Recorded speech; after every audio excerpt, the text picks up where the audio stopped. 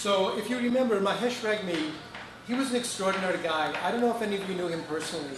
I think he died probably about 15 years ago, maybe a little more recently than that.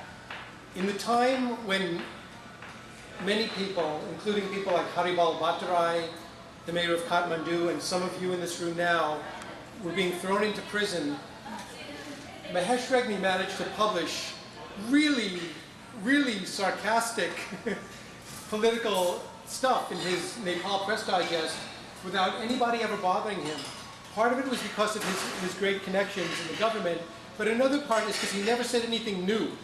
He just took these little pieces out of the news and put them together in a way that was just really taught a great lesson. Like he would say something like, it was like, we have this magazine in America called Harper's, and they do the same thing. They put these facts together in a way that really kind of proves something. So Mahesh Regmi would put amount that King Birendra just spent on, his daughter's wedding, 26 lakh rupee, or 26 crore rupee.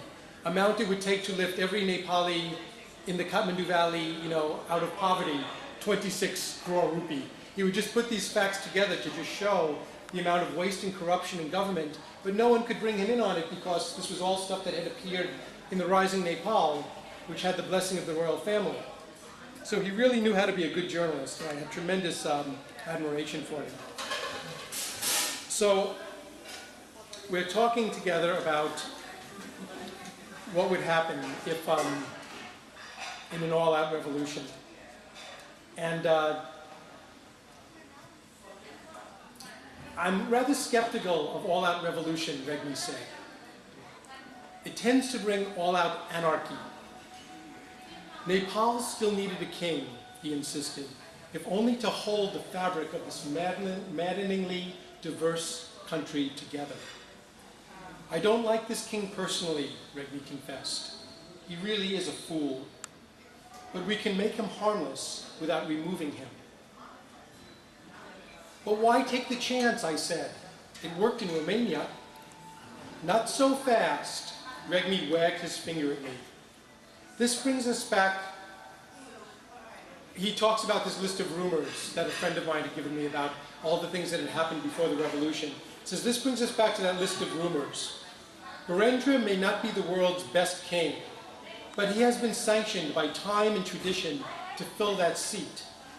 He lit a cigarette and raised his eyebrows. Tell me, do you think a Sherpa villager would ever accept a southern Taru as king? Or that a Middle Hills Gurung would accept a Magar? What is it the Arabs say? The enemy you know is better than the enemy you don't know.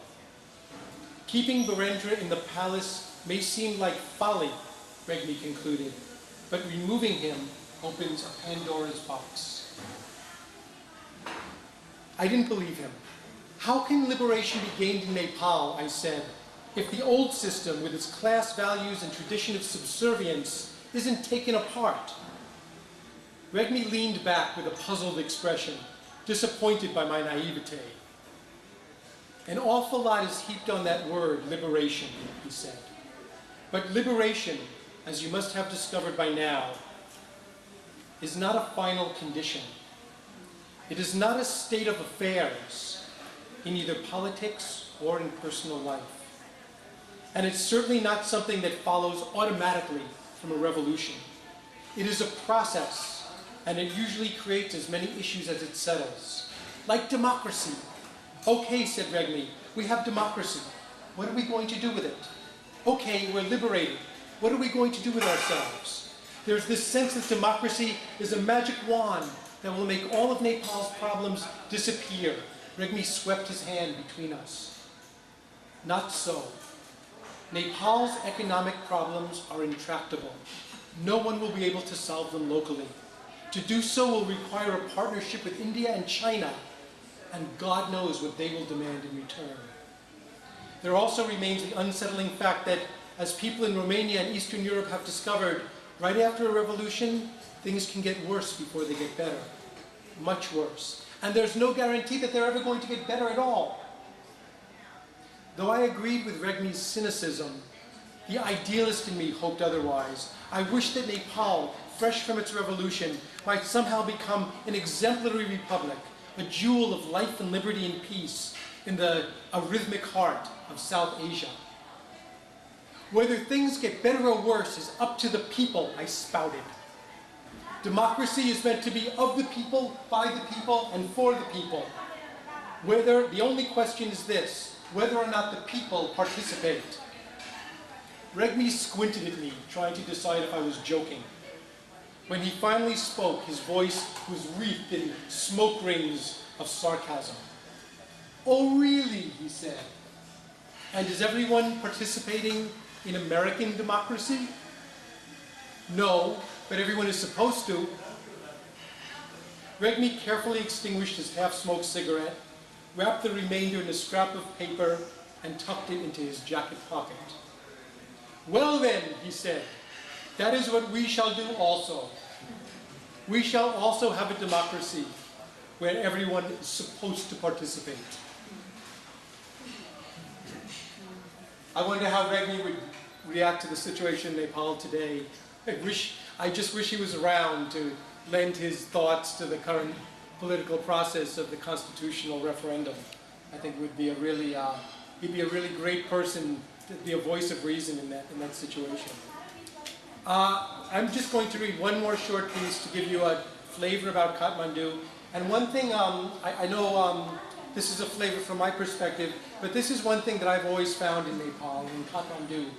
It's true for me, and I think it's true for a lot of Westerners who visit Nepal, perhaps it's true for some of the Nepalis here as well, is that I find that no matter what is going on in my life, what I'm paying attention to or studying or thinking about in my own personal life, if I take a walk in the streets of Kathmandu, I run into something that is a perfect metaphor for it, that completely reflects what I'm experiencing.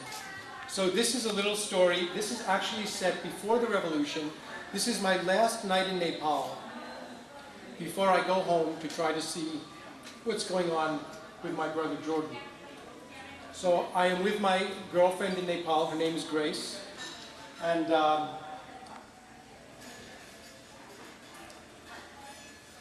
I decided to take a little walk. Find this page, 199.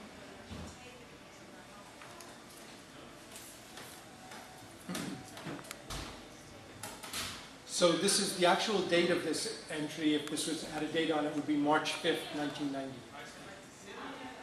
Maybe it's nerves, but it had become a tradition. Every time I visit Kathmandu, I spend part of my last night walking the streets. It's a final, intimate immersion into the city, my way of saying farewell. At midnight, as Grace slept, I slid out of bed and dressed. Despite Friday's strike, there was no curfew tonight. I moved briskly, shivering slightly until the heat cooled inside my jacket. My legs carried me past Nagpokri, past the pointy guarded gates of the royal palace, down Tridevi Marg through Tamil, and past the empty, fluorescent-bathed bandstand in the center of Chhatrapati.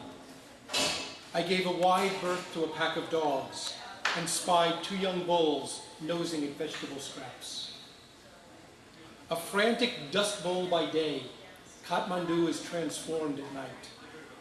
The shadowy ancient lanes, garnished with pipes, wires, and poles, call to mind a poem by Allen Ginsberg, his Sunflower Sutra, which talks about the busted, rusty funk of worn-out industrialism, reflecting humanity's natural slouch.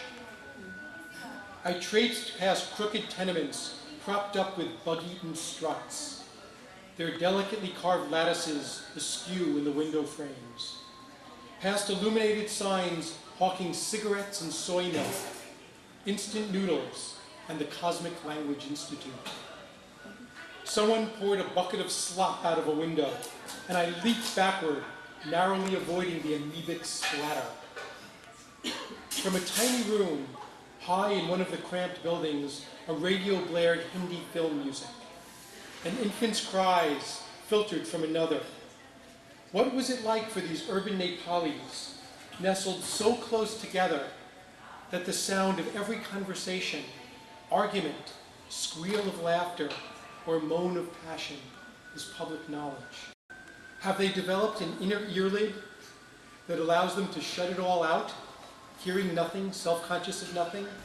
Or is each guti a single intimate family, codependent and co-counseling, like a vast human apiary? Sodium street lamps washed out some of the ancient magic, but cast an eerie, off-Broadway glow upon Asamtol. A woman in a dark shawl wandered from temple to temple, offering flame and receiving blessings. I stopped at the Annapurna temple and gave myself a red tika, a chalky benediction over my third eye. And then I just stood there, awed by the transformation that midnight visits upon these usually overcrowded squares. A few blocks onward, I'd had my fill. I took a narrow lane that led back toward Kantipath and dog-legged toward the clock tower. It loomed above Rani Paukari, the Queen's Lake, a man-made reservoir that, though shallow, was popular for suicides. The clock chimed 1 a.m. One moment I was alone on the avenue. The next, a deranged-looking man stood in the street. He was in his late 30s, underdressed for the chilly night. His face was covered with bruises. He walked straight toward me, blocking my path, and stopped. "Excuse me, sir. Would you like to fight?" "What?" "I wish to fight you." He squared into a boxer's pose, his arms up, sucking in his belly. "Please, let us fight." Back home, the encounter would have made me run for my life. Here, oddly, it didn't feel threatening. I regarded the man gamely, wondering what twist of karma had thrown us together on this particular night. "I can't fight you now," I said. My opponent looked so crestfallen that I felt the need to blunt the sting. "But thank you, sir." "Thank you." The man lowered his arms. "Thank you very much." He stepped courteously aside, and I continued on my way. The valley, characteristically, had tossed me a metaphor. The battered young warrior, emerging briefly from the shadows, desperate to be a contender, but unable to channel his energies. I turned around and saw that the man had not moved. He stood poised beneath the clock tower, shadowboxing the moon. Thank you.